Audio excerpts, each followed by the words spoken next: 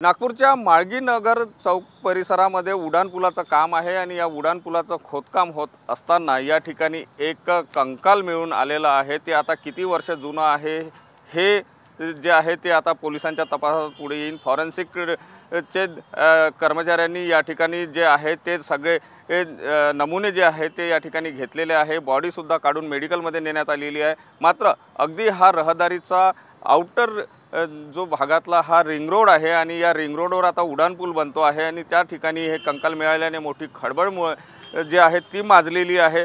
मात्र हे कंकाल नेमकं कोणाचं असावं, काय असावं, कोणी ठेवलं असावं किंवा इथे कोणी दफन केलं का, असे अनेक प्रश्न जे आहेत त्याचा शोध जो आहे तो पोलीस घेत आहे। मात्र या ठिकाणी हे कंकाल मिळाल्याने या ठिकाणी मोठी खळबळ माजलेली आहे।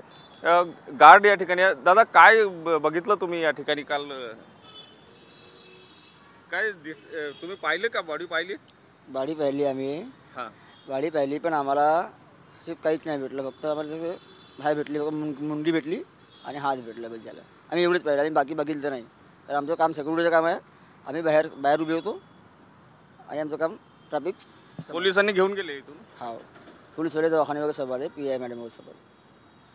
नक्कीच यांनी सुद्धा या ठिकाणी बघितलं आणि या ठिकाणी जे आहे ते कंकाल मिळाल्याने एक मोठी खळबळ माजलेली आहे। पोलीस आता या सगळ्या बाबीचा तपास करत आहे। फॉरेन्सिक विभागाचे ने सुद्धा या ठिकाणचे नमुने घेतल्याची माहिती मिळते आहे। मात्र या घटनेने चांगलीच खळबळ उडाल्याचं चित्र पाहायला मिळते। कॅमेरामन साईसह सुनील ढगे, TV9 मराठी, नागपूर।